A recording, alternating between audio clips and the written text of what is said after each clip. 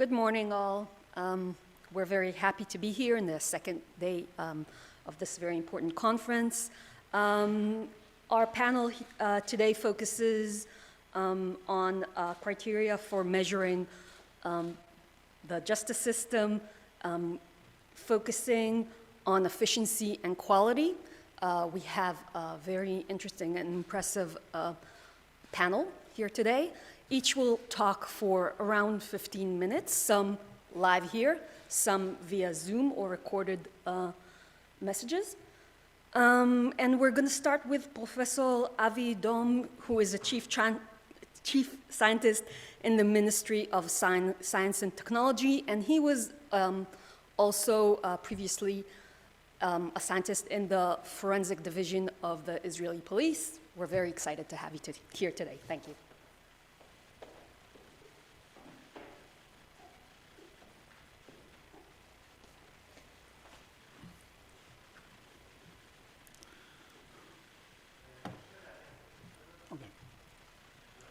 Thank you very much, and thank you for inviting me to give this talk. I'm not sure if to start in the morning with some science is a good appetite for you, but I was scheduled to do that, so I will discuss the science behind DNA forensic, which is today the highest technological advancement in court. So when we go into a crime scene, it is very important to collect all type of evidence in order to get the case done and clear for the judges so they know exactly what happened in the crime scene. The type of evidence can be either fingerprints, biological samples, footprints, and so on. So if we go to the case of O.J. Simpson, although many types of evidence were in the crime scene, especially blood.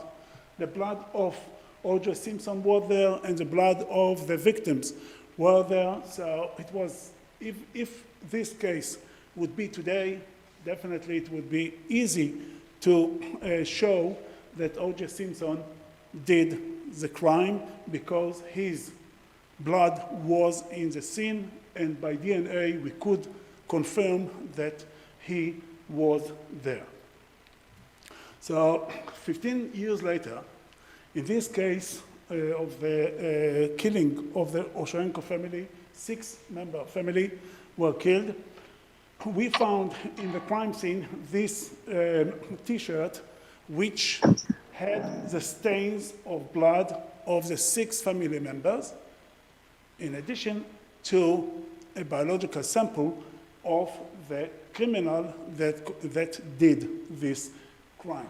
So this shirt actually is the main evidence to show that the criminal was there because his DNA is on this shirt in the inner side of the shirt.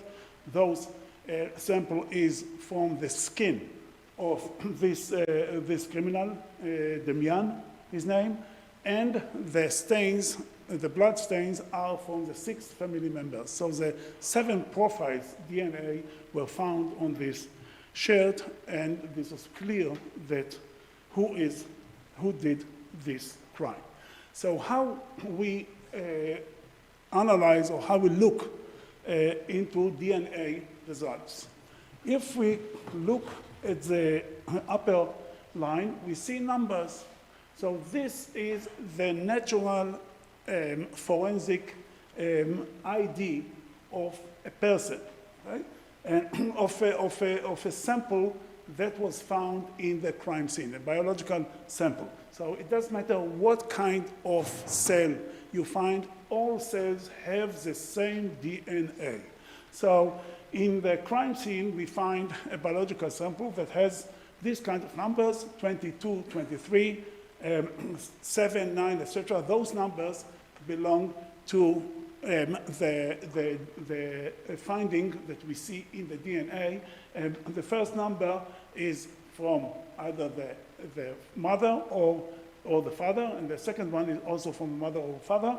So we have pairs of numbers, and those numbers represent the ID or the natural ID of a person. So if we find in the crime scene a sample that has the profile 23, 24, etc., and we have two suspects or many suspects, we have to compare the numbers, that's it.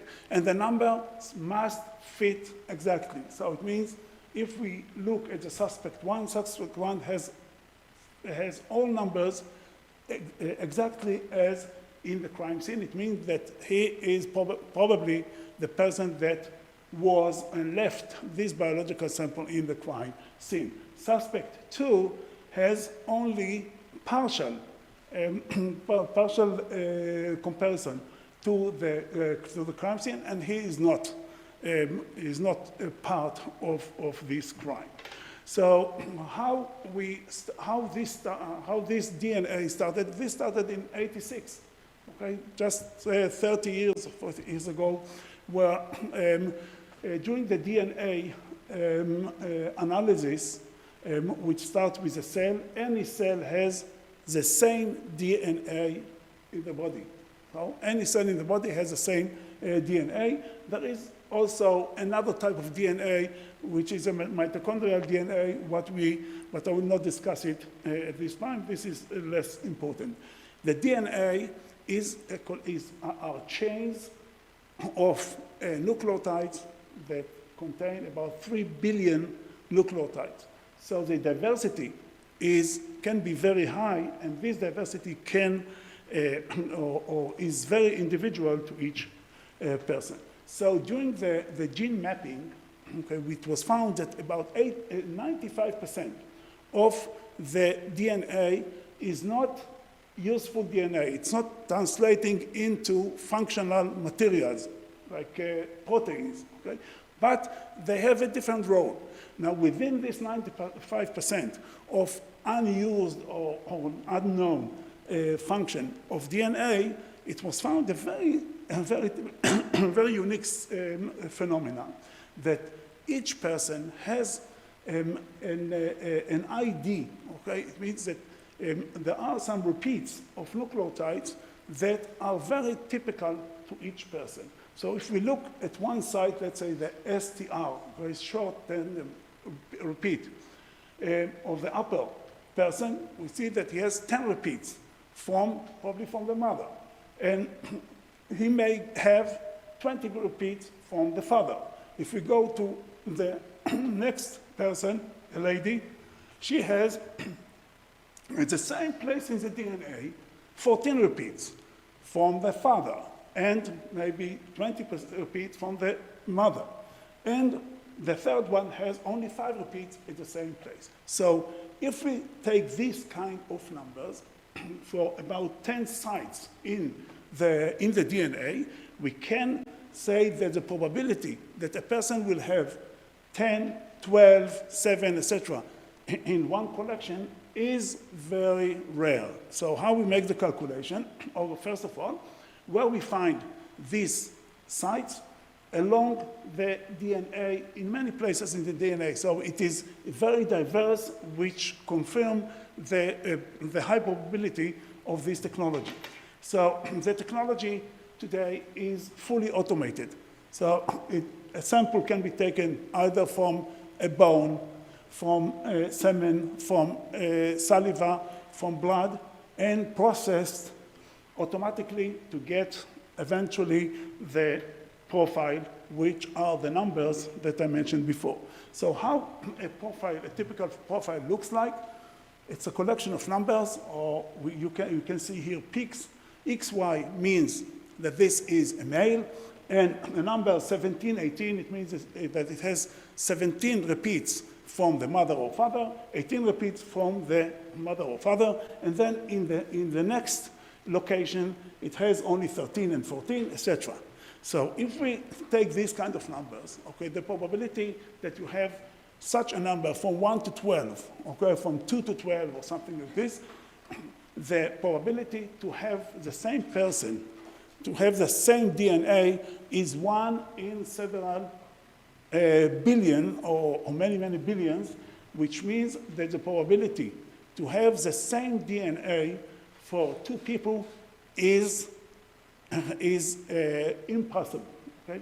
So all the people in the world have a different profile of DNA. So if we find a DNA, a sample, a biological sample in a crime scene that has a certain profile and it fits one profile of a certain suspect, this is the suspect. Okay? It means that he left the DNA there. Now we have to find out why he left. He has to justify why his DNA or biological sample was left there. So, but this is not enough. We need to compare it. So if we find in a crime scene or we developed the profile, now we have to compare it to someone, either to a suspect or suspects that we have, or to a database. And today we have a database of the DNA of the people that were associated with a certain type of crime according to the law. So this is the way how we develop the DNA database. We ask the suspect to open his mouth, take a sample, and process this sample, and eventually we get a set of numbers, which this is the number that is representing the certain person. The mitochondrial DNA, I don't want to discuss it, but it was raised recently, I think mistakenly, in the news. The use of mitochondrial DNA is much less relevant to the DNA that we know from the nuclei DNA. This can only reject and say, okay, this person was not in the crime scene, but it cannot say anything about the probability that this person was or another person was in the crime scene. So what else we can learn from the DNA? And this is a development from recent years, that we can take the DNA and look into the functional DNA and find out the eye color, the hair color, the skin color, nose size, nose shape, and many other characteristics that can provide us a profile or the composite of the face of a certain person that we find his or her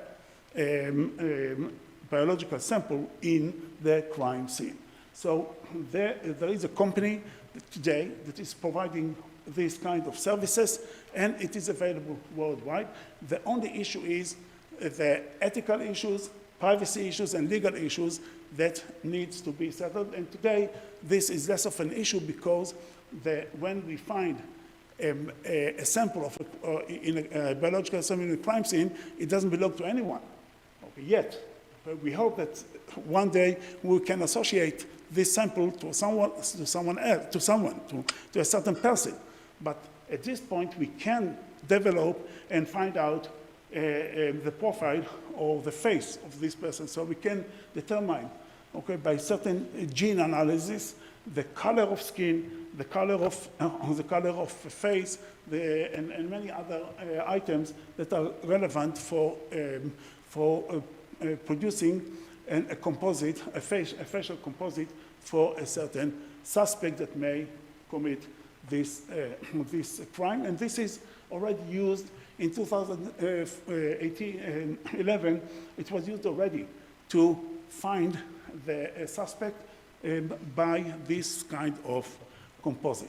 So I would like to end up with a work that we have done recently by Eti Buchnik. She completed her master's here.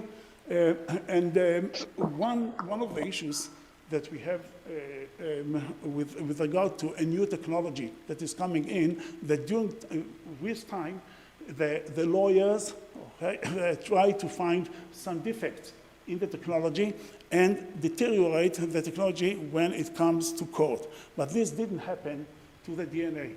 The DNA analysis is solid and fixed. So if we look over the years, from 2012, actually we doubled the laboratory And this was the reason that there is an increase in the use of DNA analysis. We see that over the years, it almost remained the same. It means that in court, the DNA is a useful evidence or fixed evidence for criminals. Unfortunately, not all criminals leave their biological sample in the crime scene. It happens only about in 10% of the cases, but in major crimes, there is a high probability that we can find a sample. The problem is that biological samples are not visible, except for blood and saliva. We have some tests to find, or color tests. But for other types of tissues, we don't have this, and this is one of the challenges for the DNA analysis or DNA finding in a crime scene. So I would like to summarize that forensic DNA provides new efficient tools for fighting crimes. It's not questionable in court, and forensic science is the most effective barrier against wrongful convictions or release. This is also important, okay? We want that all criminals will stay under bars. Thank you very much. Any questions? Thank you.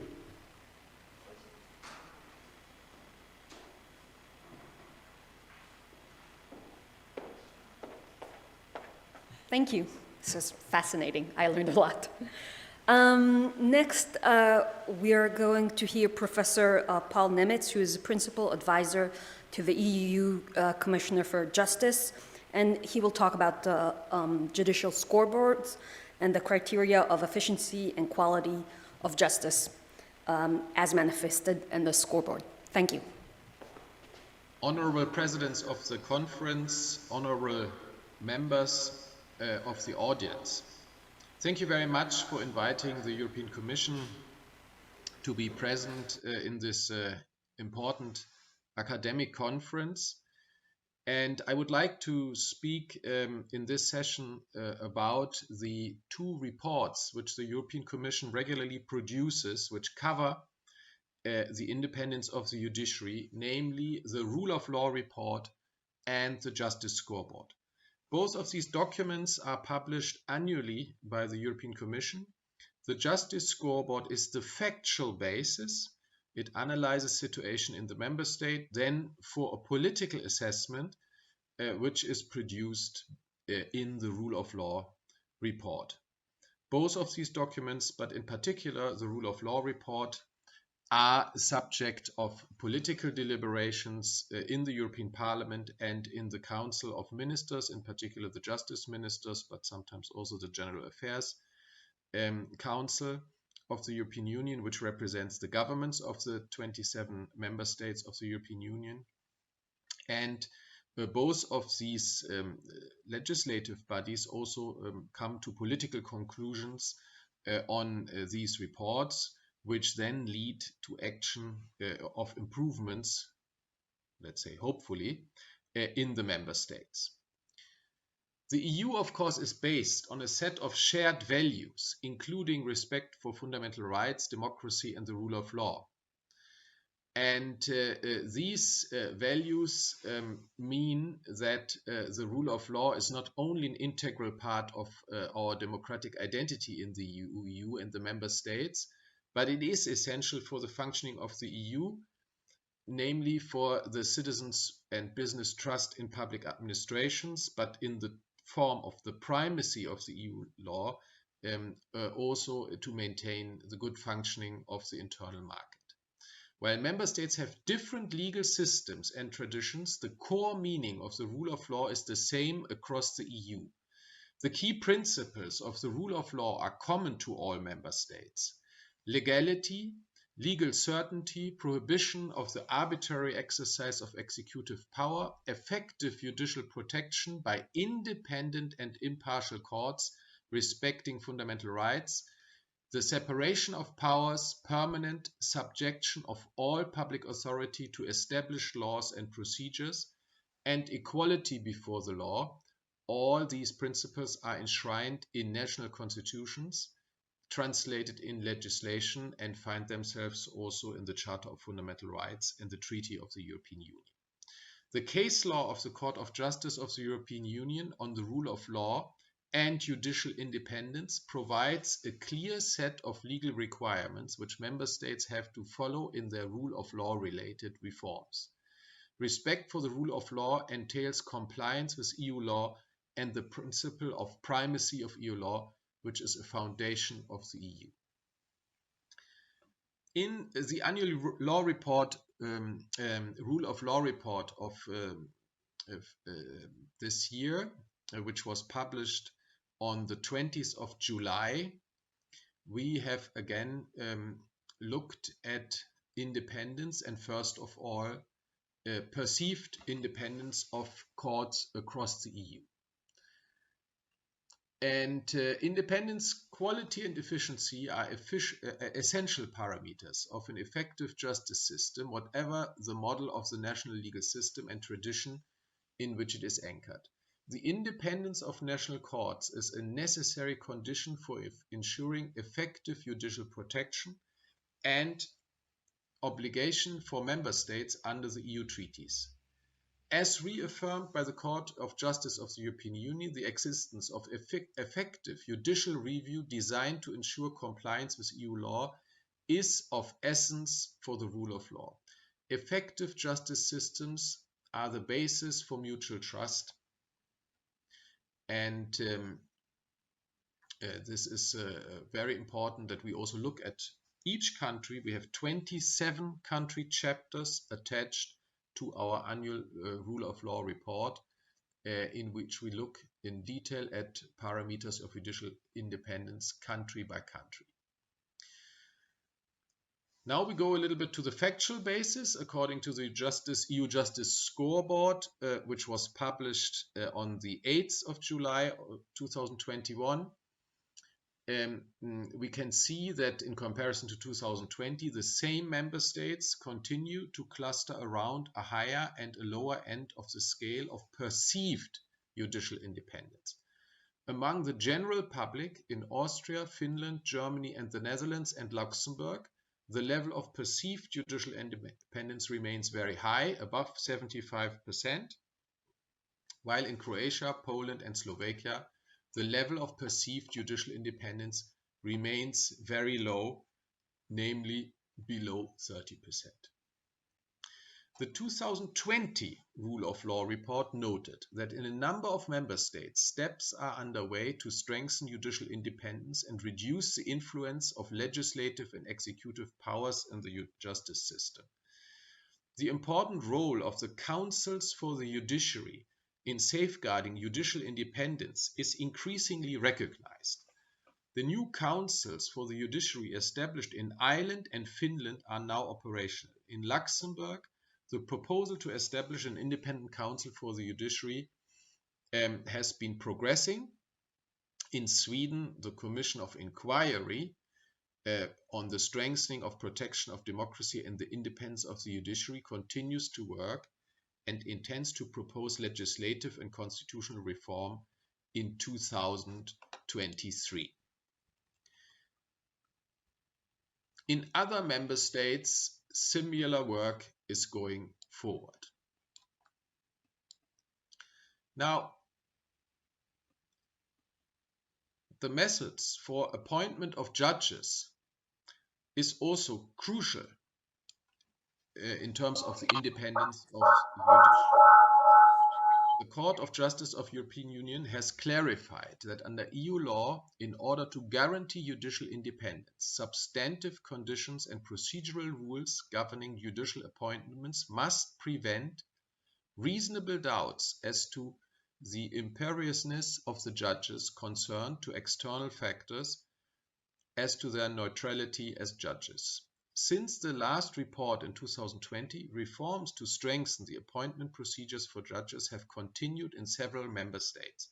For example, in Czechia, a law was adopted and a transparent and uniform system of appointment of new judges has been put in place. In Latvia, new appointment procedures set up last year are now being implemented and applied. And in Malta, the comprehensive reform of 2020 are now in place and also are being applied, and they have contributed to the strengthening of judicial independence. We need to ensure accountability in the judiciary and safeguarding judicial independence also in disciplinary procedures. A number of member states have strengthened the integrity framework for judges and prosecutors. In Belgium, the integrity framework has been strengthened by applying general ethical principles to all categories of members of the judiciary. In Austria, a comprehensive compliance management system is being implemented for courts and prosecution services, and in Latvia, I already mentioned, a new code of ethics for judges was adopted. And there are many other examples of such improvements in the European Union. But judicial independence remains an area of concern also in some member states. They vary in intensity and scope. Serious structural concerns exist in a few member states and have deepened, while challenges of a lesser nature in other member states still require attention. In a few member states, the direction of reform has been towards lowering safeguards for judicial independence. These changes have given rise to serious concerns, which have aggravated in some cases.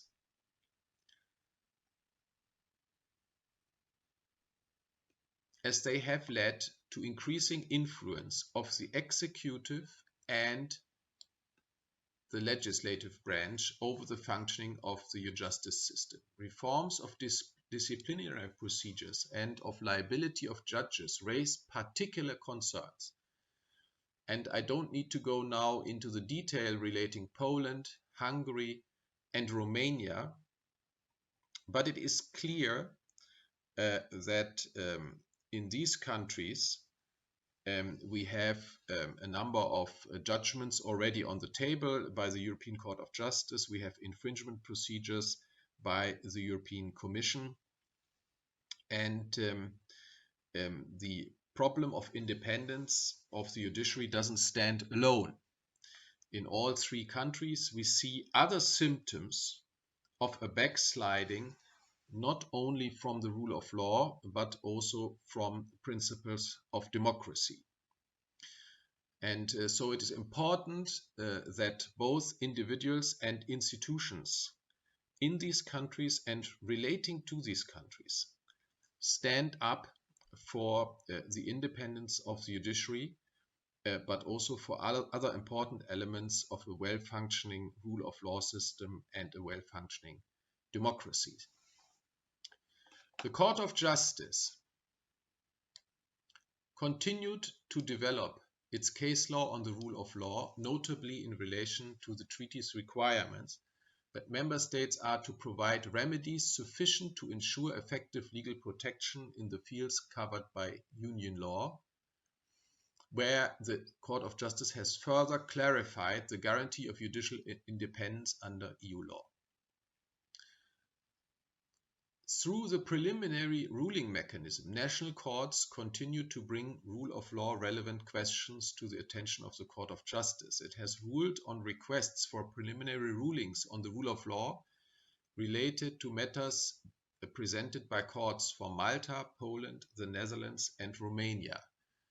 These rulings were related in particular to judicial appointment procedures and the execution of the European arrest warrant in the context of deficiencies as regarding judicial independence in a member state, the disciplinary regime for judges, the personal liability of judges, the creation of a special prosecution section dealing with judges, and the principle of primacy of EU law. The cases in question, you will find them in my contribution, which I have submitted. The Commission, in this context, continues to exercise its role as guardian of the EU treaties by launching infringement procedures where necessary. In some specific cases, the Commission has even requested interim orders by the Court of Justice to prevent irremediable harm. Besides infringement procedures, Article 7 of the Treaty of the European Union provides the more general procedure for upholding common values of the Union, including relating to the rule of law and thus also the independence of the judiciary. The European Council remains seized in two procedures brought by the Commission against Poland in 2017 and by the European Parliament against Hungary in 2018, with a view to determining that there is a clear risk of a serious breach of Union values. In September 2020, the Commission updated the Council on the last developments in the areas covered by these recent proposals. In June 2021, the Council held hearings for both Hungary and Poland. The rule of law and thus the independence of judiciary is also a precondition for the proper management of EU funds, and in May 2018, the Commission proposed a new budgetary framework with a legislative proposal for a dedicated mechanism to protect EU funds against risks arising due to the rule of law breaches in individual member states. This regulation was adopted in December 2020, and the Commission is fully committed to enforcing this regulation and is actively working on its application. The rule of law is also prominent in the implementation of the Recovery and Resilience Facility. The Member States' recovery and resilience plans include important reform priorities such as those relating to the justice system.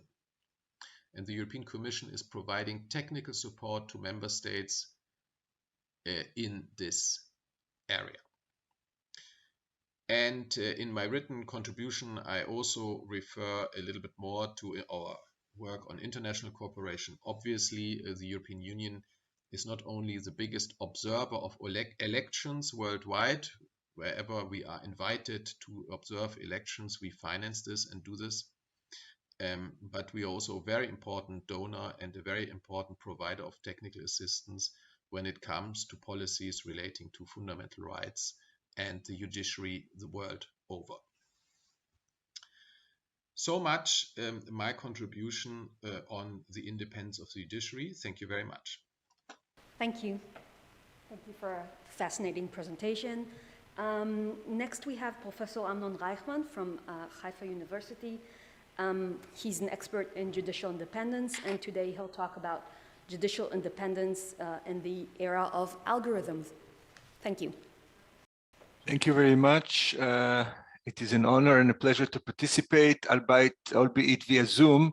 I hope I will be able to be physically present in Jerusalem for the festive panel later this afternoon. And I want to again acknowledge the huge contribution of Professor Shimon Shitrit to the field of judicial independence that could not be the same without his contribution and dedication. So I think this warrants a specific mention at the start of my presentation. I want to make two brief comments before delving into the substance of my talk. First, about the title of this panel, measuring the rule of law or judicial independence efficiency versus quality. I think that, of course, these could be two distinct measures. However, I do think that the idea of due process is more helpful. One is due process at the retail level, because judges are committed, or the judiciary is committed to provide due process at the individual level, but that may come at the expense of due process wholesale, not retail, but wholesale, because the more you delve into particular cases, the more you stress the system vis-a-vis the wholesale of future cases, etc.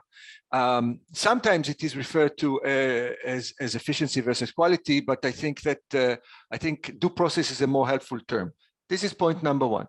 Point number two has to do with the notion of scoreboards, or how do we measure it, and the notion of the EU scoreboard that we've just heard, and the use of technology more generally. I will refer to technology as we go along.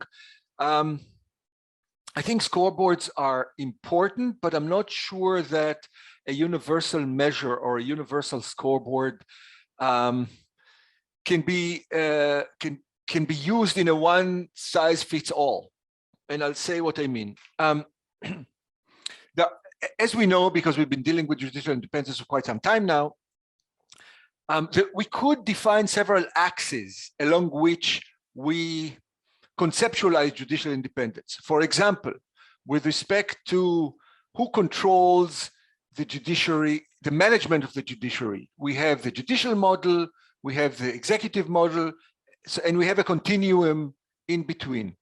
It doesn't necessarily follow that judiciaries where there is a strong executive input necessarily in all circumstances are less independent than judiciaries with judicial control, Council of the Judges or Council of Judiciaries, etc. It depends. Why? The point here is, however you design the system, there is a risk of capture. There is a risk of capture. So if you put all the eggs in the basket of the Council of Judiciary or whatever you call it, and then forces that want to control the judiciary capture this body, it may be more difficult to capture, but nonetheless, through appointments or through some changes, they can capture this, then they capture, it's easier for them to capture the entire system. So the point of, my point here, and this was just the axis of executive versus judicial control over the management of the judiciary. And as we know, this is a key component of judicial independence. Central versus local is another axis. Do we want the management centralized, or do we want it localized in each chapter? It could be federal, it could be state, it could be a local municipal, it could be, and again, it doesn't necessarily follow. It could be the case that if judges, the more local the management of the judges is, the easier it is for local politicians, local powers to influence. Whereas, you know, if you have a very strong national entity, it's more difficult to influence. But that may not necessarily be the case. It could be the reverse. So, and then there are other axes depending or dealing with matters ranging from how do we train our judges? Of course, how do we nominate the judges? That's a structural element that we've always identified. But how do we train the judges? What type of ongoing legal education are judges exposed to? All these measures, if you want, or axes, if you want, may be captured, and then they influence judicial independence. The point I want to raise here, into my initial point here, is there has to be a balance in each jurisdiction that takes into consideration the other axes. So, for example, the more capacity, the more, we call it agentsification in a paper that we've written, the more capacity and willingness to own something, the more you give it to the central, you have to also create a counterbalance at the local level. The more you give the executive, the more you have to give the judiciary. You have to keep the balance, because it's a spatial, the idea of judicial independence has to be understood spatially. It's a space, it's a social space that has centers of power.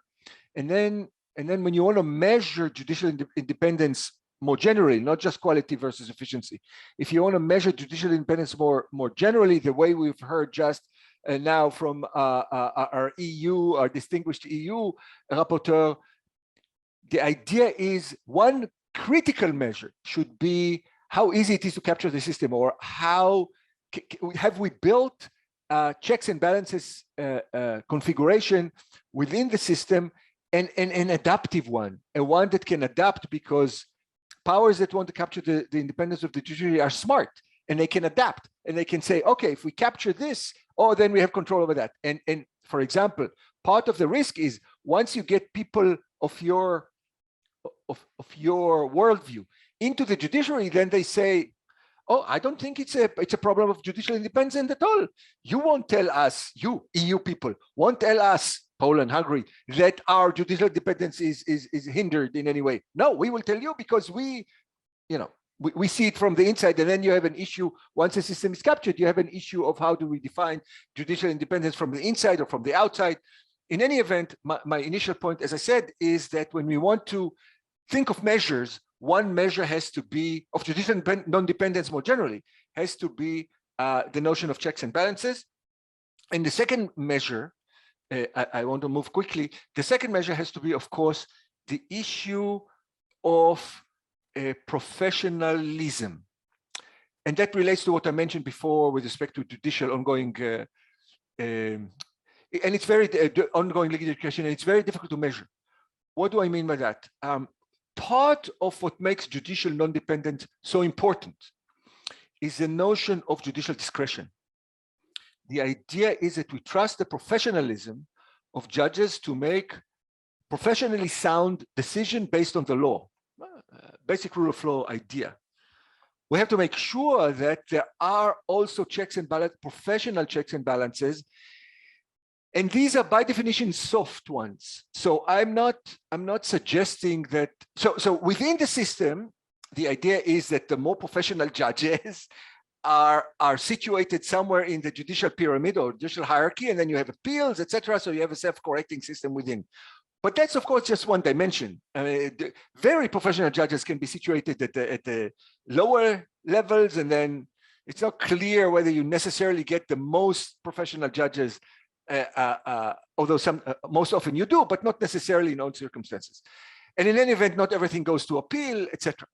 So the idea to think is to think about checks and balances also with respect to the legal community more generally. The idea that what is called the legal complex is attuned to reading judgments, criticizing the reasoning, being studied in law schools and then in continuing judicial education structures. The Attorney General's office is a very important component of this legal complex, etc., etc. So there has to be a professional, not just a structural notion of judicial independence, whether it's local, central, whether it's executive, legislative, etc., etc. But it has to be a professional component. Now I want to move to something new that I think I'm going to say, because thus far we've heard issues along those lines before in very interesting conferences that Shimon has organized before, and I see some colleagues. I can recognize also my friend Maimon, who's been in several conferences, and others. I don't want to neglect anybody else. I want to introduce the algorithmic dimension, because as I said, we have to think of judicial non-dependence spatially in a social space. And now we have another dimension in the social space, and this is a digital or the virtual space. To think about judicial non-dependence when algorithms are introduced to the virtual space is challenging but important. What do I mean by that? As we know, what ultimately protects the judiciary is the notion of public confidence, public trust, public faith. In other words, there is an institutional capital to the judiciary. The institutional capital contains strong structural protections, as in the United States, but you can never rely only on the structural protection, because if judges issue a judgment and then the executive decides whether or not to enforce it or how to interpret it and what to do with it, we know that in certain jurisdictions at certain times, even in the United States, you had to have an intervention of the United States president, the president of the United States, to send the National Guard to enforce a certain judgment, etc., etc.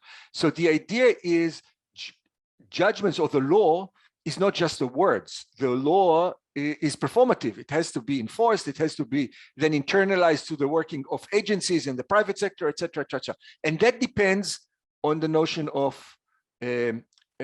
public trust, confidence, the institutional capital of the system. And the institutional capital is sensitive to manipulations. And here we have diffuse support, as we know. Caldera told us, and others told us about the diffuse support of the system. Even if I don't agree with a particular judgment or judgments, I nonetheless I hold the system. I have respect. I hold the system in a great esteem, and therefore I follow the judgments and I realize what the rule of law is about, etc.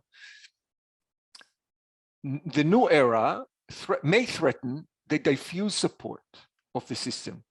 And here Shimon realized that judicial non-dependence or judicial independence is related also to world peace.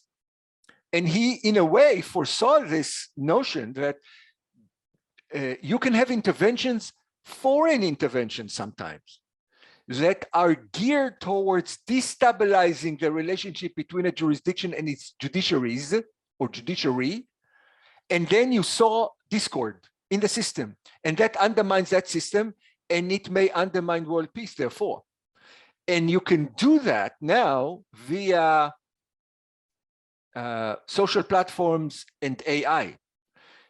So I'm just flagging this. For the first time in recent history, now the notion of judicial independence or non-dependence may be a component of, call it national security, call it something more, in those lines, where other foreign powers may manipulate the diffuse support of the judiciary, and we should be mindful of that. I don't know if it fits into any scoreboard of the EU or not, but we should be mindful of that. Point number one. Point number two, in that respect, it could also be manipulated internally. If you are of a particular party, political party, you may use social media and other tools. Of course, it's not just social media. You have the print media, you have TV, but the use of AI and social media can augment the ability to manipulate and generate forms of social control, because part of the way this dimension is built is through filter bubbles. So you're being channeled into a certain filter bubble or echo chamber, and you think the reality is like that, but that's a social construct. You've been manipulated, and you're not necessarily aware of that. So that, with respect to the system as a whole, it is equally, if not more, dangerous with respect to the individual judge, because now we can use AI in order to anticipate the performance of individual judges. Is this a threat to judicial independence? On the one hand, maybe not. Maybe if we use AI to know the judge so-and-so, she's very responsive to certain legal arguments, maybe what we should do, and it's not a threat to judicial non-independence, we should just phrase our case in a certain manner so she will be more responsive to our arguments. But on the other hand, there clearly could be a notion of judicial non-independence, because there's an issue of manipulation here. Nobody's aware of what we're doing.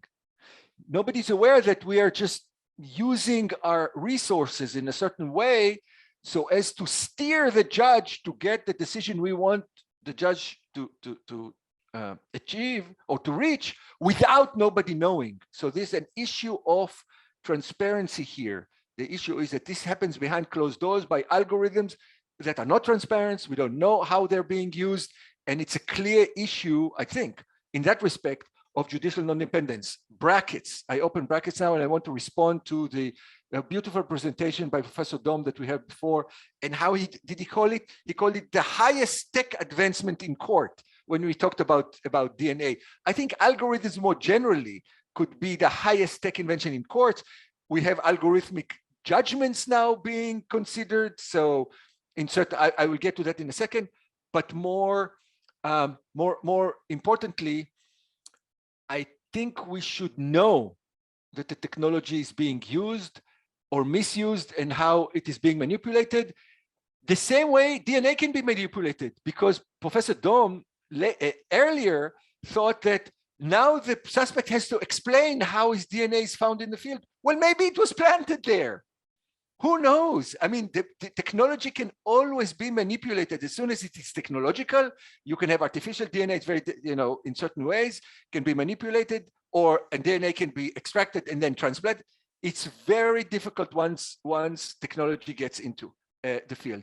I have only a couple of minutes to conclude. So I want to suggest that, to conclude by saying that judicial non-dependence is always a conversation. It's an ongoing process. So we need you, Shimon, for the next 75 years at least, to continue your leadership, because we are always going to have new challenges. And then in Poland, they're going to be very creative, or in Hungary, they're going to be very creative, or somewhere else, they're going to start to be very creative. And then technology is going to be very creative, because now, and that's my concluding, now even what it means, what is judicial non-dependence is being problematized, because some judicial functions are being performed by machines. In the UK, we know that some decisions that are judicial decisions are being processed via machines. When you buy stuff on Amazon or eBay, there are algorithmic dispute resolutions. In courts, some algorithms are being deployed to assist judges to make decisions. How should we think about judicial non-dependence in that respect? So the conversation is just beginning, and I want to thank the opportunity to address this very distinguished conference, and wish us all very fruitful future conferences like that. Thank you.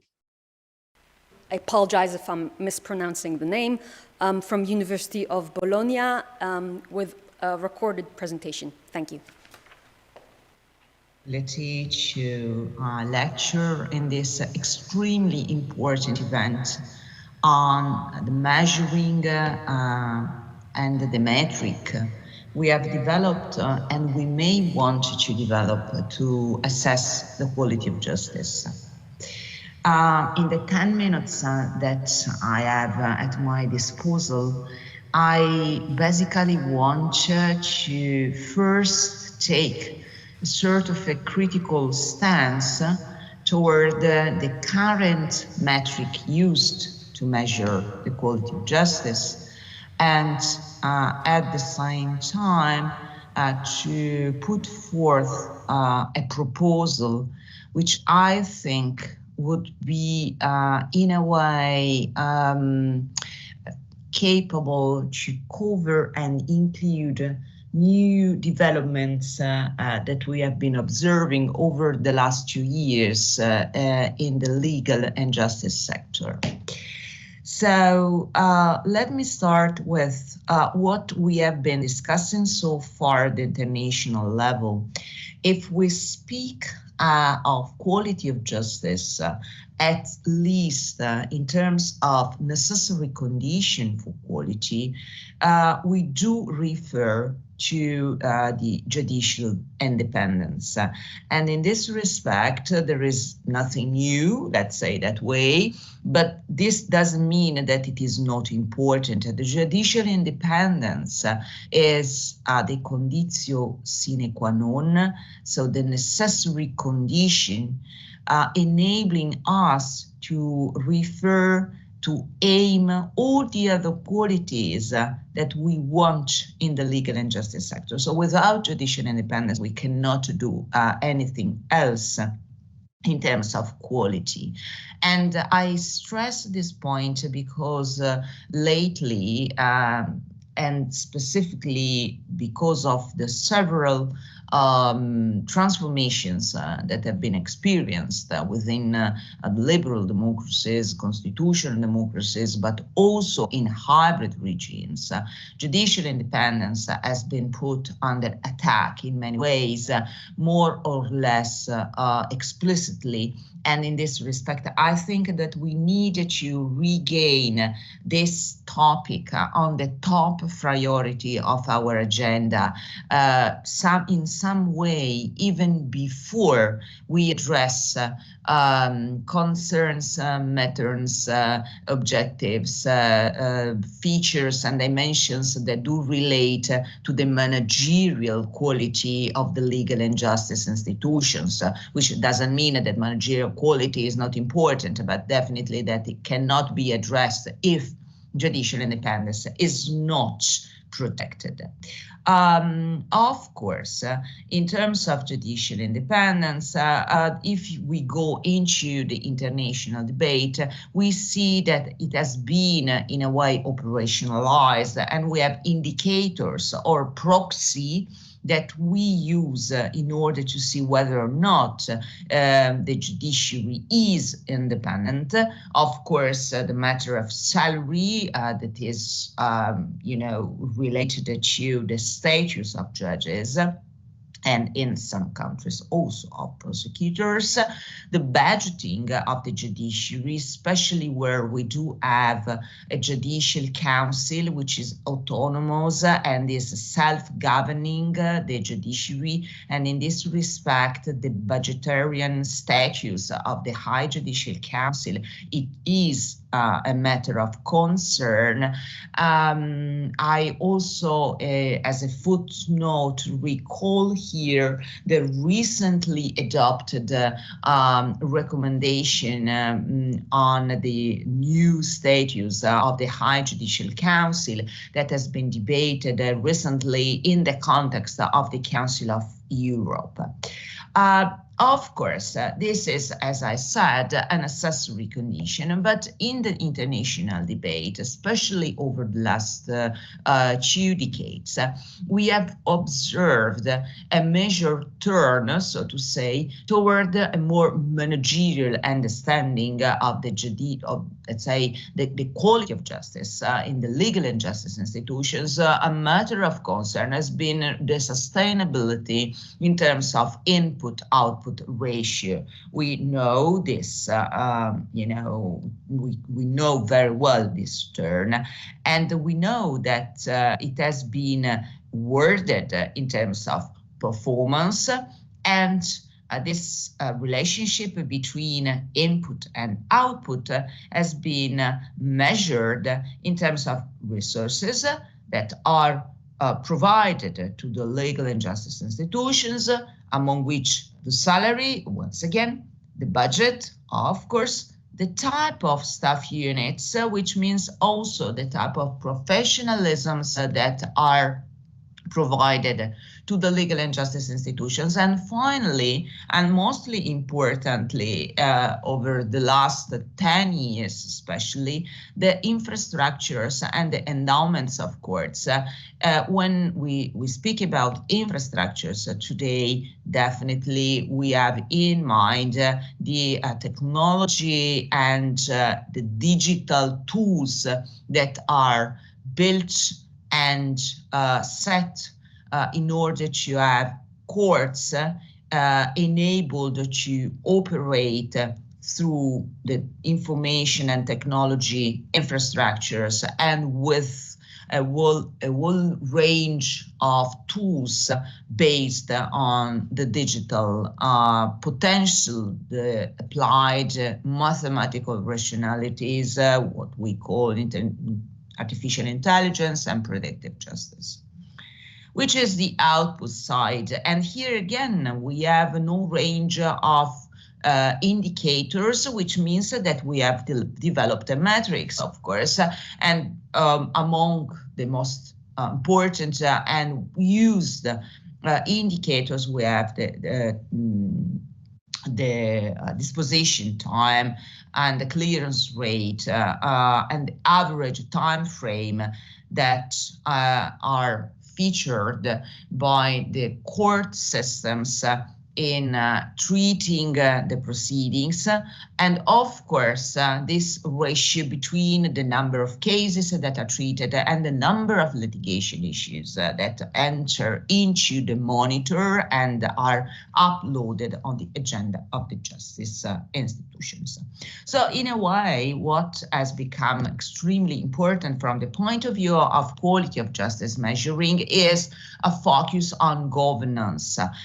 Governance in the sense of, on the one hand, the structural conditions under which judges operate, which goes back to the matter of judicial independence, and on the other side, the way resources are allocated, the way resources are managed, and the way this management is subjected to some sort of accountability, both toward the broad public and toward a more experienced, expert, technocratic-oriented audience.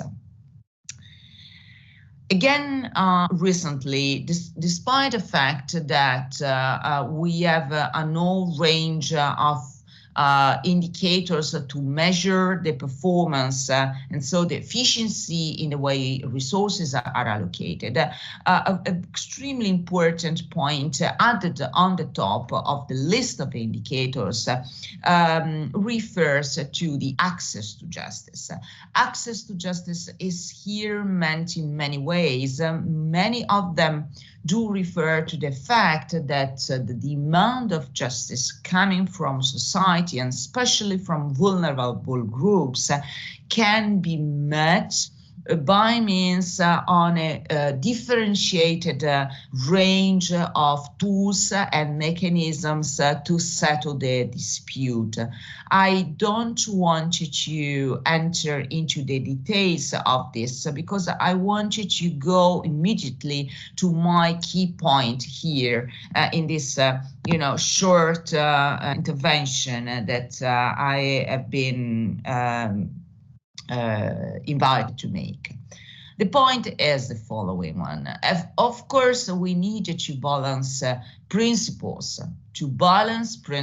and to combine different principles within the ideal of quality. And these principles are values. So when we speak about the equality principle and fair trial, both in the sense of a fair trial that is delivered by an independent judge and at the same time in due time, so under conditions of managerial sustainability, due performance and efficiency, we have in mind the fact that we cannot imagine our quality only with reference to the quality as impartiality, but also in terms of efficiency. But we have more in mind. In fact, we have more in mind.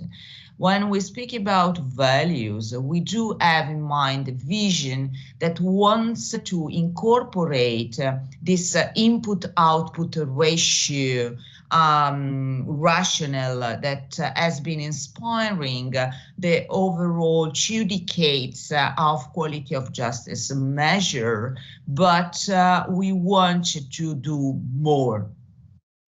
And I think that here we do need to shift the paradigm of quality of justice from a purely paradigm that has been measured, mostly centered on the ideal of cost,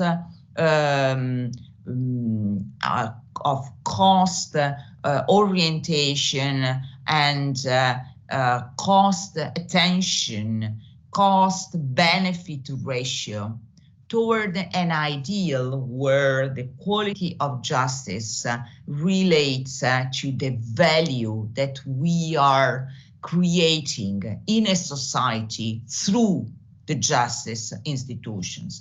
And when I'm speaking about justice institutions, I do not have in mind only courts, of course, but we do have in our spectrum also informal justice institutions and the many ways in which citizens do observe justice and the type of expectation they do have toward justice institutions, informal and formal justice institutions.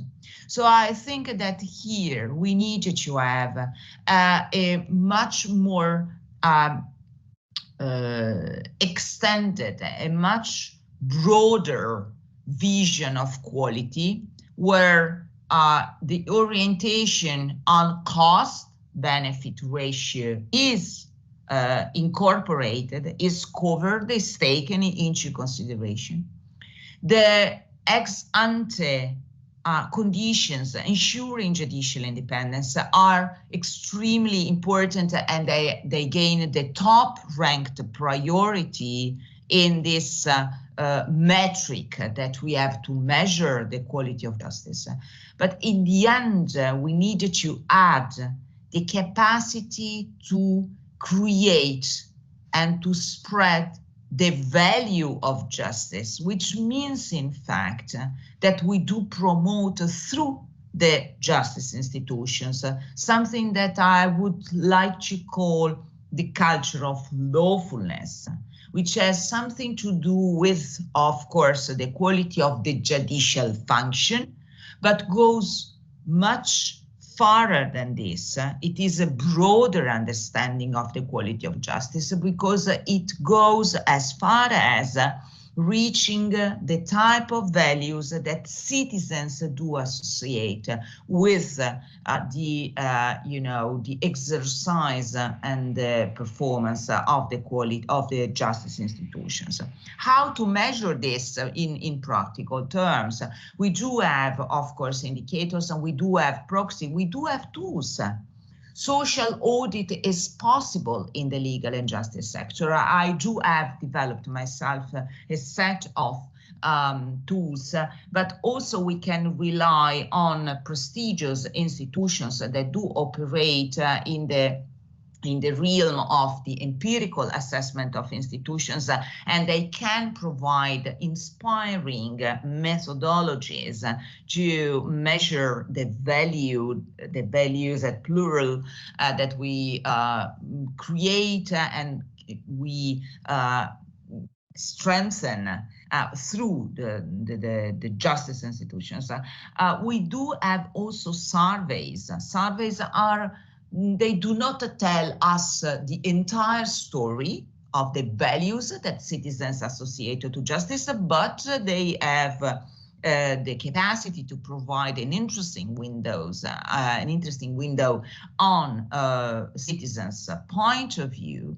And finally, I think that an important point is to measure trust. Trust to legal and justice means to settle the dispute. If citizens do not have a high level of trust, the quality of justice may be high in terms of performance, of managerial sustainability, but it is not really a fully fledged high quality, at least not in the sense of the quality that we want.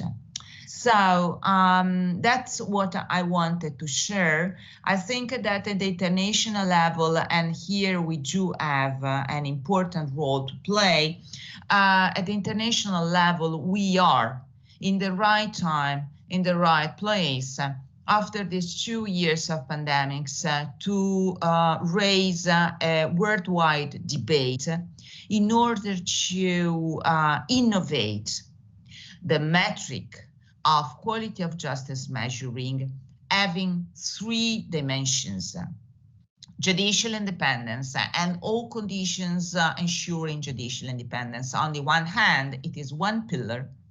The quality of justice in terms of managerial sustainability is the second pillar, and it goes directly to the point of the cost-benefit ratio, of course, which is important. And there you put technology, and on the other side, the trust and expectations citizens do have toward justice institutions, both formal and informal, and here we have social audit that is needed.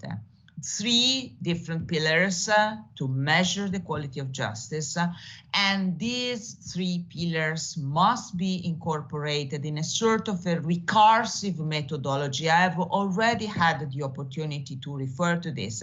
I think that we do need definitely this recursive assessment that allows us first measuring and secondly learning from good results, positive stories that we may tell, also in a comparative perspective. Our association can play a big role taking entirely the lesson that we can take from a comparative view in a recursive cycle of assessment that take 3 pillars as said, and in this respect may create a virtuous cycle of institutional learning, which is triggered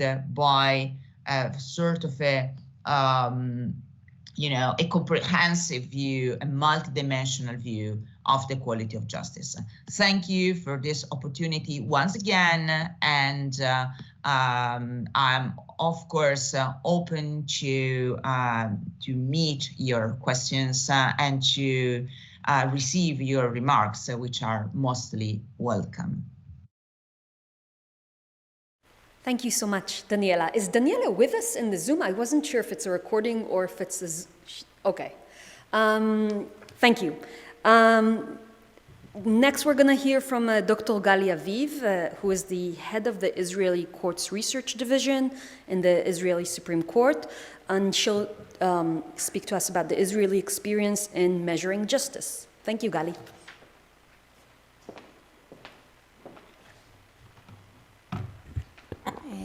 Hello. Before I begin, I would like to thank the organizers and Professor Shitrit in particular for inviting me to speak at such an important conference. Today, in the short time I have, I plan to tell you about the Israeli Courts Research Division, research we conduct, and our connection to the European Commission for the Efficiency of Justice, CEPEJ. So the Israeli Courts Research Division was established in December of 2010 as part of a global trend of transitioning to evidence-based policy, in a format similar to that of the Federal Judicial Center and other research departments in the criminal justice system in Israel and abroad. The division was established in order to provide empirical data and evidence-based recommendations to the Supreme Court President and the head of the court administration. The data collected is designed to assist in the management of the judiciary and advance the quality and efficiency of the Israeli Supreme Court. Our studies, which are based on both quantitative and qualitative research tools, are conducted on a variety of topics of the Israeli court system, related to the legal system. For example, studies examining the effects of changes and reforms in legislation on the work of judges and the court system in general, as well as the effects of different projects promoted and initiated by the court administration to improve its efficiency and contribute to its advancement. Some of our studies are conducted in collaboration with academics and other justice agencies, such as the Israeli Prison Service, the Ministry of Justice, State Attorney's Office, Public Defender's Office, etc. Over the last few years, we've conducted a very comprehensive and extensive study on judicial workload in Israel.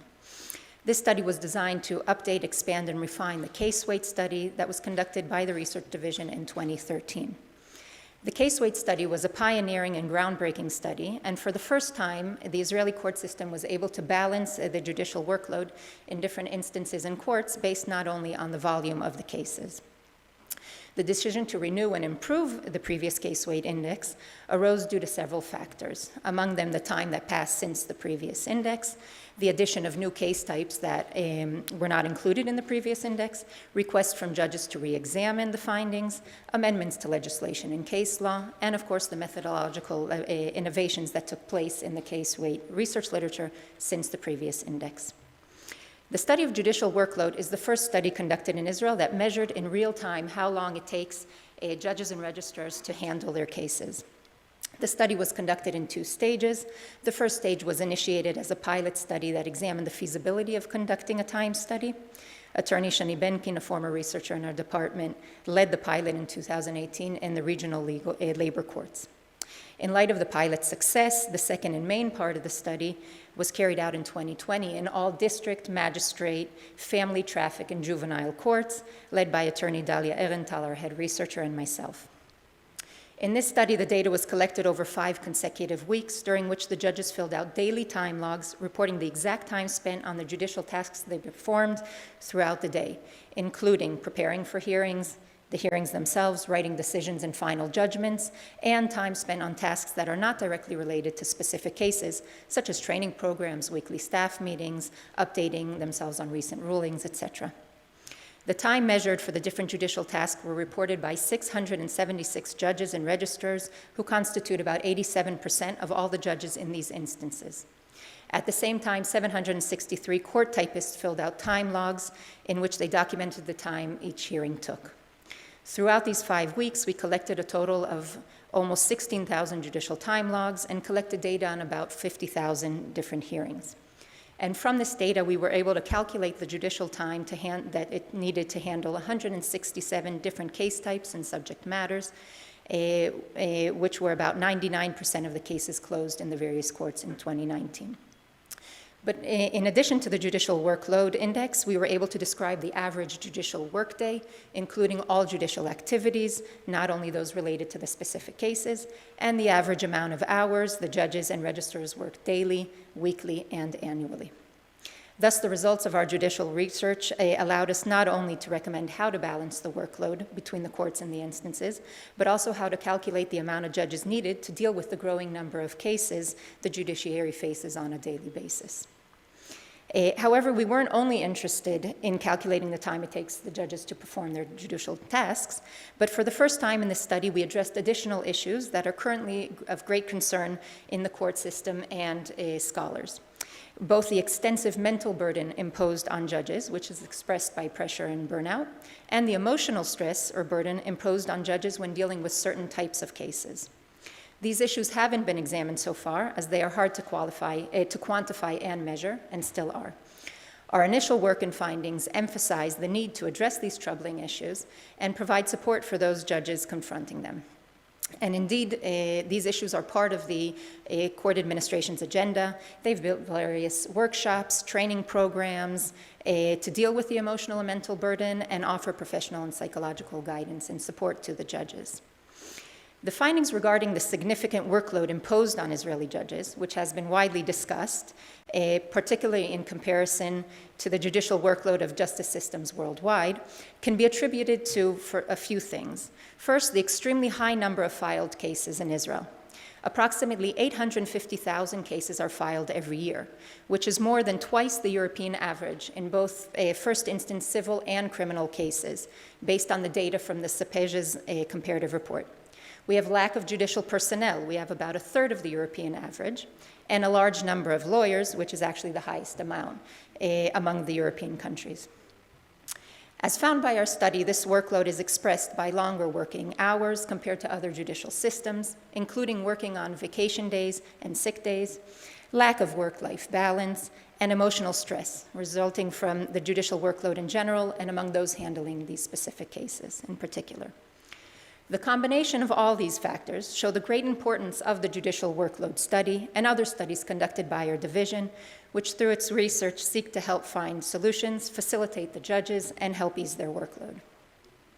In addition to heading the Israeli Courts Research Division, I serve as Israel's national representative at CEPEJ. Since the acceptance of Israel into the Commission as an observer state, an important move promoted by my predecessor, Professor Keren Weinshall-Margel, we have had the privilege of participating in meetings and conferences where we learn about the activities of other countries to promote justice and that of the CEPEJ. In addition, we're the first observer country to participate in the comparative report published by the CEPEJ every 2 years. The comparative data received allow us to examine ourselves in comparison to other European countries on various issues as I've just presented. Through the CEPEJ reports, we can also examine ourselves on various efficiency indicators or performance indicators, such as disposition time, which is a theoretical time necessary for a pending case to be resolved, taking into consideration the current pace of work. In Israel, the disposition time is 314 days in comparison to the European average of 201. And clearance rates. For example, for first instance civil cases, the clearance rate in Israel is 100.7% in comparison to the European average of 99%. Another source of comparative information is the EU Scoreboard. The data presented in the Scoreboard includes data collected by the CEPEJ, but not only. This report compares EU countries in various indicators as have been presented by Professor Paul Nemitz. In the context of the theme of this conference, with this report, we can also compare ourselves on issues of judicial independence. The EU Scoreboard report chose to examine the question of judicial independence in two main aspects: the perception of judicial independence among the public and structural independence. Though the comparative reports allow us to conduct comparisons between Israel and other European countries, these comparisons must be made with caution. This is due to differences between the legal systems, methods, and traditions of the different countries. For example, when looking at efficiency indicators of civil and criminal cases, it's important to understand what types of cases are included in their data and if it's comparable to others or to ours. But that being said, our participation as an observer state in CEPEJ allows us to collect and obtain important comparative data and to be aware of cutting-edge projects led by legal systems in other European countries. In addition to our focus on judicial workload, in the past year, the research division has conducted several interesting and significant studies that examine the integration of technology into the work of the court system in various ways. This is part of a global trend of recent years, as evident by the different CEPEJ work groups on AI and cyber justice, and even more so due to the changes brought about by the COVID pandemic. The first study is an accompanying study to the live broadcast pilot of Supreme Court hearings that began in 2021. The study examines whether the traditional concerns raised in the context of inserting cameras into the courts do exist in Israel, both in terms of the conduct of the parties in the hearings and in terms of the media coverage. The study was extended an additional year and will be completed in the end of 2022.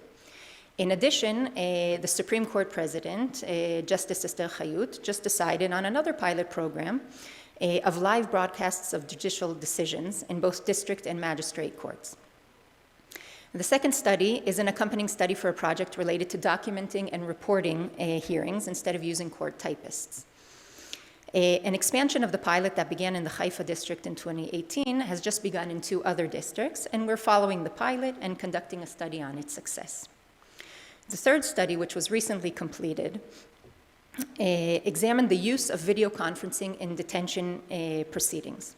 The acute need for this study emerged with the emergency regulations for COVID, which, among other things, allowed detainees to participate in detention hearings through VC from the detention centers and prisons. The use of VC has been discussed for years, and a study was even conducted in Israel in 2010.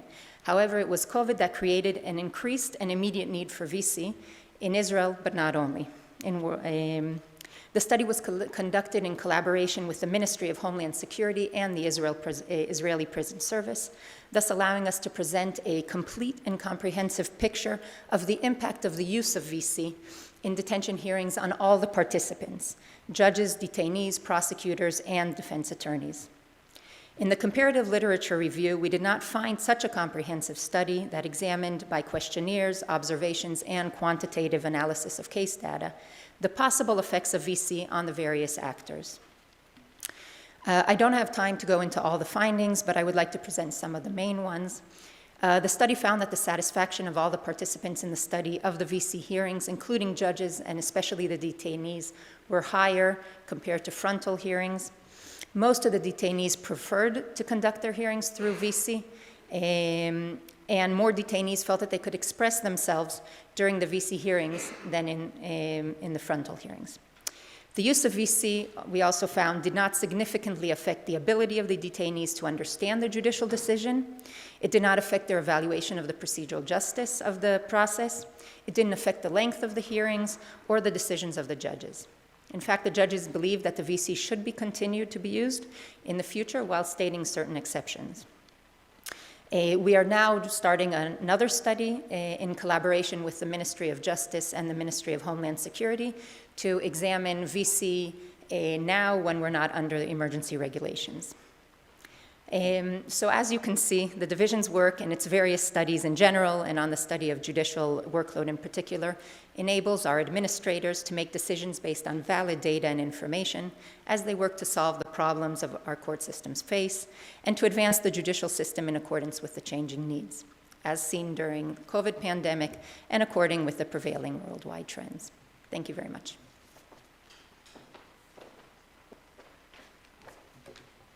Thank you. Thank you, Gali. This was fascinating and very important research being done. So it's my turn now. I'm Keren Weinshall from the Hebrew University. And we heard that the Israeli judiciary is overworked. Judges face a lot of caseload. And my research together with Christoph Engel tries to ask what the impact is of the caseload on judicial decision-making, and more specifically, specifically, we ask if increasing judicial staff is effective in improving the quality of judicial services. So we place the literature on judicial caseload in a scale ranging from theories which we label the judicial approach, theories claiming that the judiciary is an important legal democratic institution in charge of providing this ideal of justice, and theories that we label as a managerial approach that view the judiciary more like a service provider, much like health services provide health. These different theories and the way they view justice and what caseload is and what caseload ought to be reflect differently on the question we pose. So basically, the judicial approach, which was founded around the late 1960s, mostly by legal scholars and judges, sees an increase in the number and in the complexity of cases in different courts, not just in Israel specifically, it was more in the United States, and claims that there is a caseload crisis in many courts. The causes are external to the courts, so there's an increasing volume and complexity of cases, and the number of judges doesn't change. And the remedy that they recommend is appointing more judges. And that's basically, I think, the approach of our judiciary today. On the other hand, around the late 70s, we see a more social sciences research on this question, and they view this situation completely differently. So they see the crisis not as a caseload crisis, but more of a situation caused by mismanagement, inefficient courts and legal procedures. And they claim that that appointing more judges wouldn't solve the situation. There has to be more procedural reform, proactive case managements, and things that we also see in our court to improve judicial services. This whole debate, which we see in the literature, echoes another debate on judicial behavior. What do judges maximize? So again, we can place different theories on the scale, from those claiming that one of the things judges maximize, not all, but one particular aspect is maximizing leisure. So they maximize many things, and also they want to have time to be with their family, rest, attack, which we all want to. On the other hand, there's the doing a better job approach, motivated judges approach, which claims that the main and most important motivation and the dominant motivation is to do a better job. So if there will be an increase in judges, more judicial workloads, what we will see basically according to this motivated judges approach as well as a judicial approach is that the increase in judicial staff will lead to increase in quality of judicial decision making. On the other hand, the alternative hypothesis is that if we increase judicial staff, we won't see any effect on judicial services, or the effect will be very little. Of course, what I'm saying here is an extreme theory of both hypotheses, and in reality, most results will be somewhere in the middle, but I'm taking this to the extreme as a methodology to see what actually happened, at least in Israel, in our near natural, almost natural experiment. And I'll say why it's an almost natural experiment and not a complete natural experiment. So we test the different alternative hypotheses using a trial by night pilot in the Israeli courts in 2012. So in 2012, the Israeli courts decided to try a new approach to reduce caseloads and have a second shift of trials, and for the purpose of of this trial, they appointed 6 new senior registrars, which is judicial personnel, for 2 of the 6 court districts. So in Jerusalem and Central District, we see an increase in judicial staff and reduce in the caseload. Why in these courts and not the others? The main reason was their location. The courts are in the central part of the city where there's a lot of parking and activity at night. It's also close to other governmental buildings with security. So that's the main reason. They did not decide to try the pilot there because of special workload in this courts or work procedures in this court. So what we can see is, you can see in the graph here that in these 2 courts, the Central and Jerusalem, there's a shock of decrease in the workload per judge. So what we're doing is we're measuring the workload per judge in all of the courts in Israel, and we see that this shock is caused by the trial by night pilot. And before this shock and after this shock, there's no big difference when it comes to judicial caseloads. So what we do is we actually measure the way the judges' decisions in the treated courts. The treated courts are Jerusalem and Central, and the treated courts before and after the change in the workloads compared to the differences in all other 4 courts. Okay? We do not look at what the new senior judges did because we're not interested in that. We're looking at the judges that were in the court before and after this new appointments. So what happened to their decisions when they had less of a caseload to resolve? So basically, we're looking at, we focus on small claims. Why do we focus on small claims? Well, first of all the reduce in workload was just in civil claims, not in criminal procedures.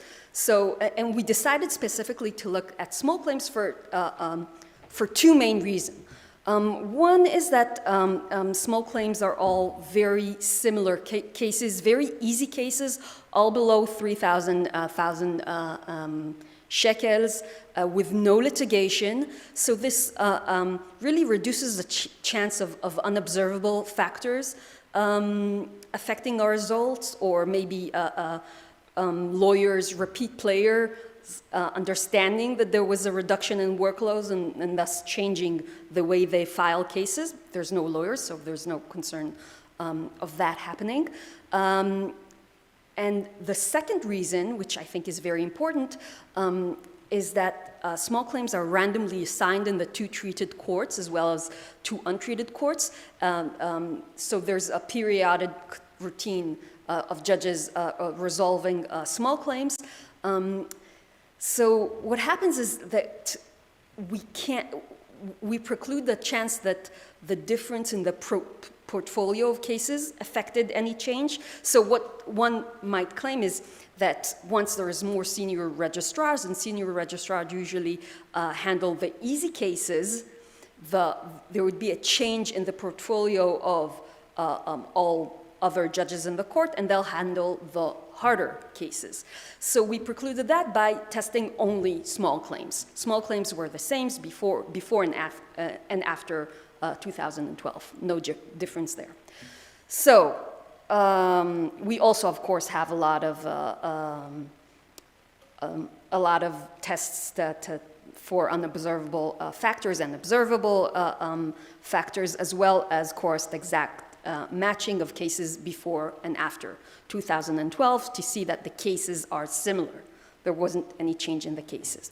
So what do we find?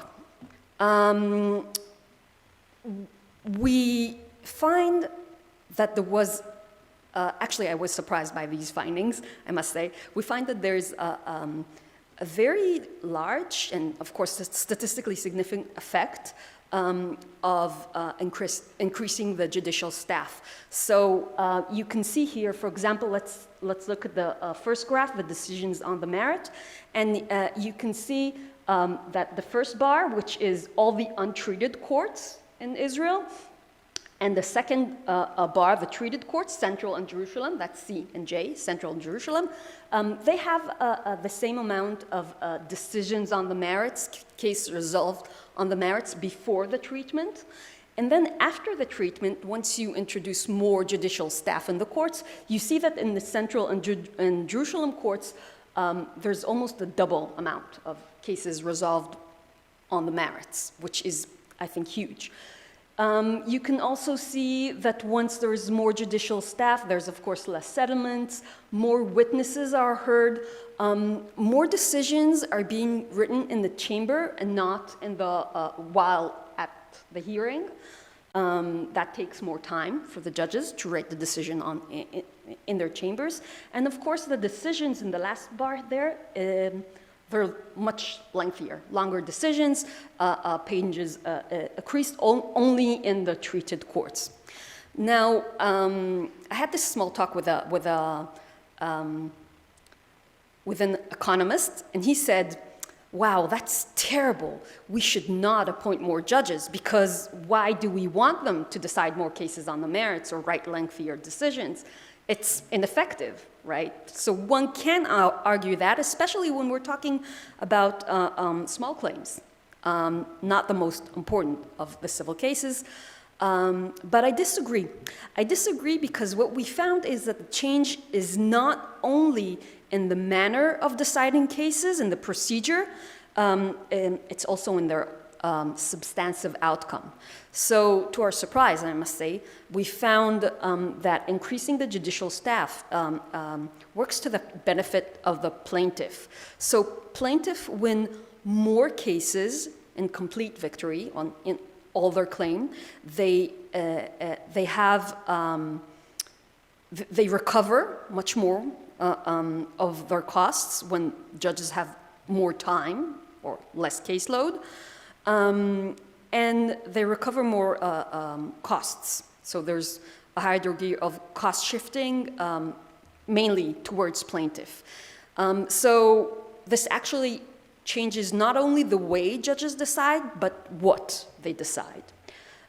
We, of course, had a lot of multivariant regression models to test if our findings remain once we hold for many other things, and of course with the exact chord matching. And as you can see here, almost all our results remained once statistically tested. So what I'm showing you in the gray is the results for the treatment before and after the courts. They're statistically significant, and as I said, quite strong, quite a strong effect. So our finding, I think, lend support to the motivated judges approach and the judicial approach quite strongly. And again, the impact was mostly to the advantage of the plaintiff, who are more likely to win in higher amounts and get their costs reimbursed. As I said, we were surprised by these findings, at least I was. Why? What's the mechanism underlining our results? So we have a few theories here. We did not test them yet. We plan to do that on future research. The results might be driven by a status quo bias. So in civil cases, the money at the moment is with the defendant, right? So plaintiff wants it. So in order to change this status quo, if judges is overworked and doesn't have a lot of time to hear it, they just might say, okay, let's just remain, things can remain how they are now, I'm not going to change them.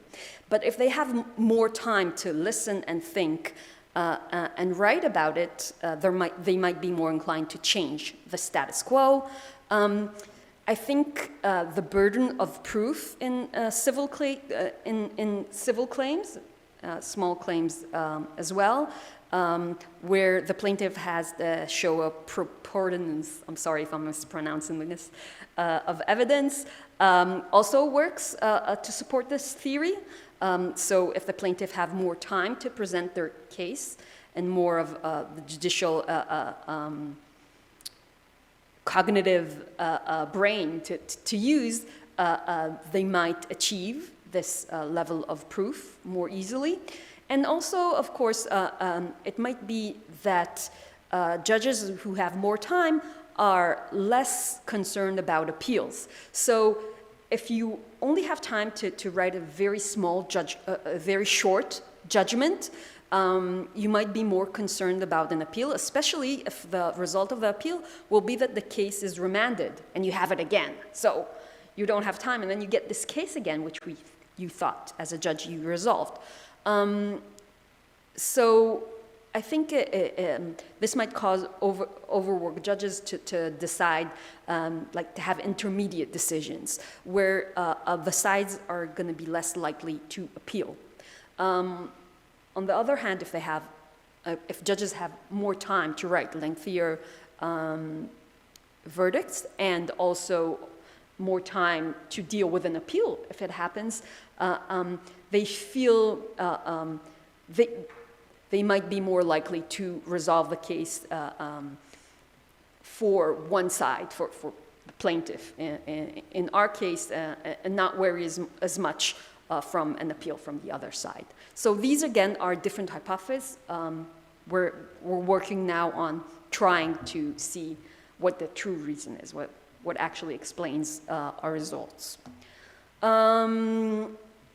Finally, I think using near-natural experiment study gives us a lot of internal validity. So I'm quite happy with our results, but can we say something about cases that are not small claims or not in Israel? I don't think so. I think we do have a limitation when external validity is concerned. So small claims are very easy cases.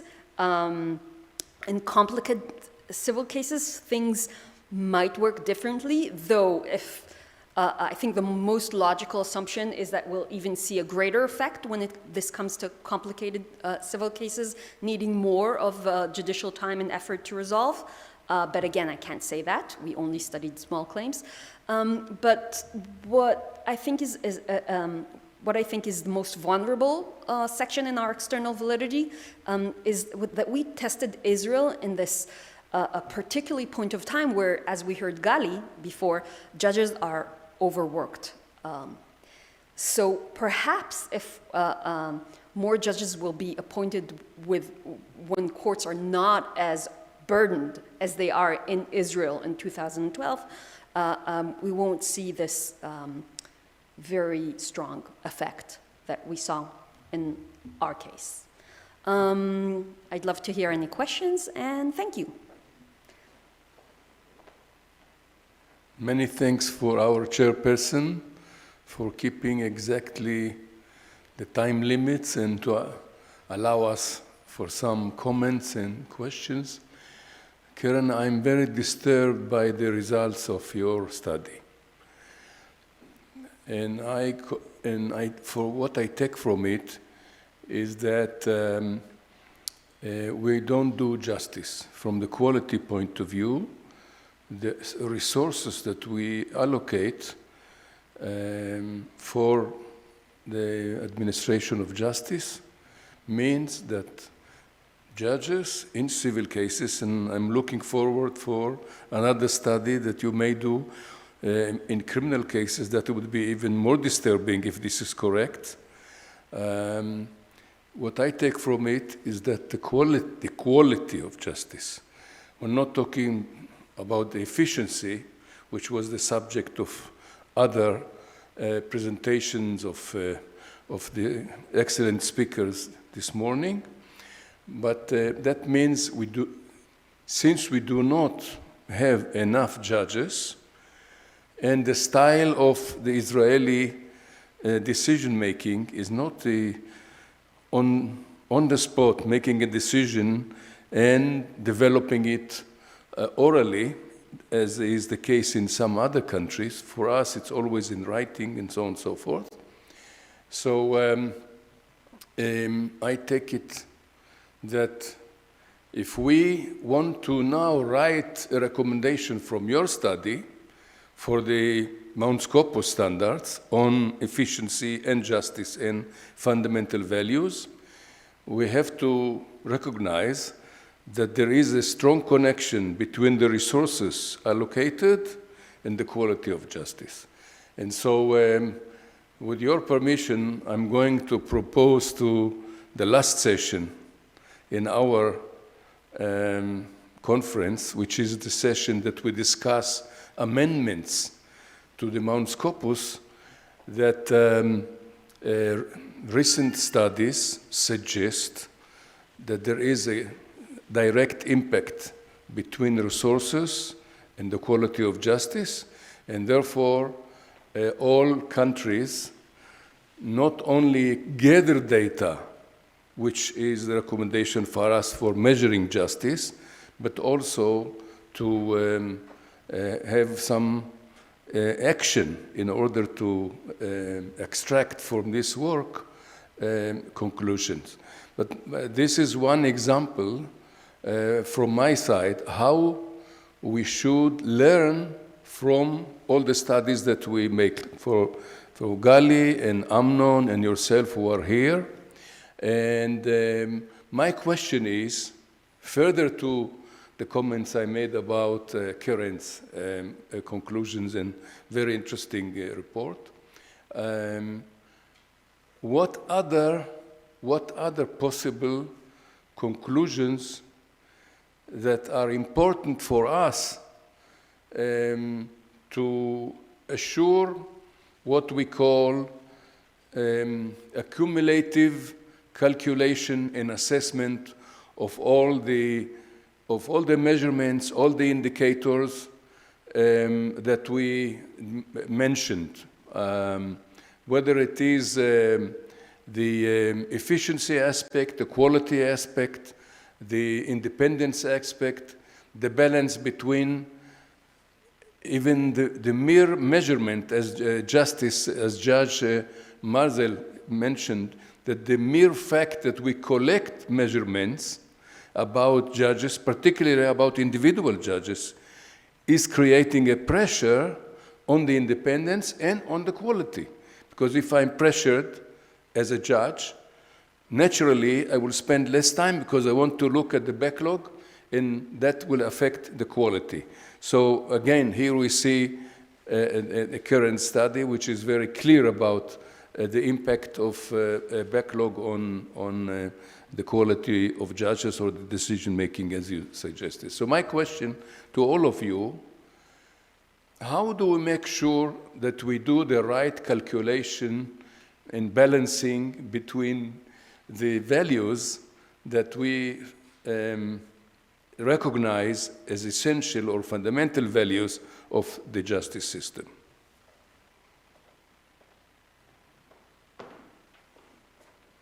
Thank you so much. We also have a question from Amnon.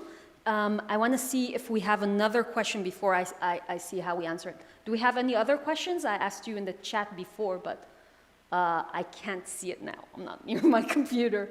Shall I ask very briefly and maybe also respond quickly to Shimon's question? So my question actually is to you, Keren, and also to Gali to some extent. I wonder if it's necessary to think about it as a judicial model versus the managerial model. I wonder what work does this analytical distinction do? Because I think and again, that was my proposal in my presentation, I think your findings are hugely important. I cannot understate their importance, but I think they fit better in the understanding of what due process means. What does it mean? What does it mean for us to have due process? And I think this is what Shimon actually was responding to, because he was saying, look, if you give more resources, you get better due process. So to the extent we care about better reasoning, to the extent we care, even if the plaintiff wins or doesn't win, that's an added value. But even if the results were the same, to the extent we care about trust and diffuse support and all the stuff that Daniella in her recorded talk about as the third pillar, which is internalizing the value of resolving disputes through law, which means also a reasoned decision that people can then understand that we actually were heard in a manner that we felt was adequate, then I think you can leave it at that. I don't think, I'll put it differently. I think even if the administrative model was correct, you could still justify your findings by saying, surely it's about better management. The management is just about better staffing or more judges, or it's just a different, they got it wrong under the same model. They just had to have a different pipeline to get the service out, whether it's more doctors or more nurses or MRIs, if you refer it to the healthcare. With respect to what Shimon was saying, so that's a question. Also, a very quick question to Gali. I wonder, what do we do with the CEPEJ? So the CEPEJ is a wonderful idea, but the question is how to relate the various segments, and it relates also to Shimon's question of CEPEJ. So we measure how much time it takes for judge to resolve this case or that case. And then what? Does it tell us something about the trust in the judiciary, the quality, should we change something? Should we change some procedure, this, that, and the other? What are the normative consequences? With respect to Shimon's question, I want to have a practical sentence may be considered for the Bounds Corpus standards. And that has to do, again, with only with the question of judicial independence per se, or non-dependence per se. And that is, it could also be part of the scoreboard of the EU, but I have no pretensions of affecting that. And that is the ability to capture the system. Because if we measure non-dependence, if we view it from the outside, then how easy it is, or jurisdictions should consider when they allocate checks and balances, whether it's a judicial model or administrative model, whether it's centralized, localized, they should consider how easy it is to capture the system, either by politicians or by interest groups or some other forces that are antithetical to the idea of the rule of law. Thank you. Well, I think that the Judicial Workload Index is actually the basis to understanding the workload, understanding the differences in the different instances, different courts, different case types. I think it's important. I think something Amnon said in the beginning about measuring, I think it's important to measure. I think we need to measure. I think we can't base everything on the measurements. We have to be very careful when we use numbers as a basis to decisions. Of course, we want evidence-based policy. We want to base it on data, but it's not the only thing. So I think for us to continue to understand where we need more judges, that's one question. What else needs to be done? Is there enough time for certain types of cases? Is there something wrong with the way the case is proceeding? Where are there like blockages maybe in the way that the proceeding is handled? I think a basis is to understand how long these cases take, to kind of weight them. So I think it's only the beginning. I think comparing ourselves to Europe is one way of looking and trying to understand, because you can say, especially in connection to what Keren said in her study about needing more judges, first of all, we need to base ourselves on data. We can come and say that we're overloaded as many times as we want. If we can show how overloaded or how much workload is on our judges, that's the place to start. But I think that our system isn't only asking for judges. I don't think that's the only option that is being used. You can see that a lot of work, I think in some of the studies that I've presented, there's a lot of work being done. I think that the managerial approach is, nobody's saying it's only the judicial approach and the only answer is adding judges. There's a lot of work being done to see how to improve the processes themselves, to better the process, to lead to due process, and to get better outcomes. So I think it's a combination. I think that it's only the basis, the CPEJ information. I think that we don't want to have too much, to base ourselves too much on numbers, but they are a base for us to start. And of course, qualitative data is very important to add to that. Thank you. Great. Thanks. Thank you, Shimon and Amnon, for your questions. I'm going to answer you both together. What do the results of my study say? I want to break it down to efficiency and due process and justice, basically, or the correct answer. So when it comes to efficiency, and again, I showed my results to NAOTSAL, to the Ministry of Finance people, and they said this is a definitive proof that we do not need to appoint more judges. We see that if we appoint them, they still work. It's not that they go home and rest in the time that they now have. They do work, but they work in an inefficient manner. Why do we want them to write so much in small claims? Okay, that's what they understand from this, and perhaps they're right, but I disagree. I actually agree with both your points about the due process. But before I move to the due process or procedural justice, as I think it should be more aptly called, I want to talk about just justice, about the correct answer.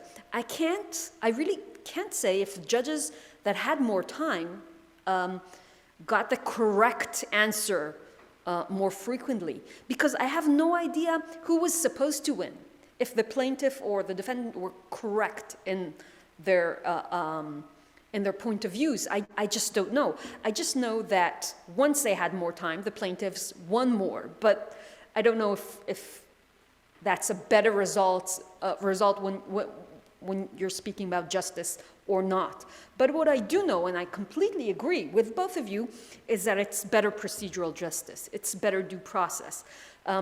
If both sides of the case are heard more by the judge, because we see this had an effect on the number of hearings and number of testimony that were heard. Once judges had more time, they heard more testimonies, had more hearings, and wrote more. So this, I'm quite definite in my conclusion that this increases procedural justice. Okay? The sense of the litigants that they were heard, that their case were thoroughly thought of. And I think in a democratic system, that's supremely important, especially in this age where trust is decreasing in courts. So even if it's less efficient, I think in the long term, it's a better way of coping today. But actually, my recommendation is not to appoint more judges, but rather take out of the court systems cases that should not be there.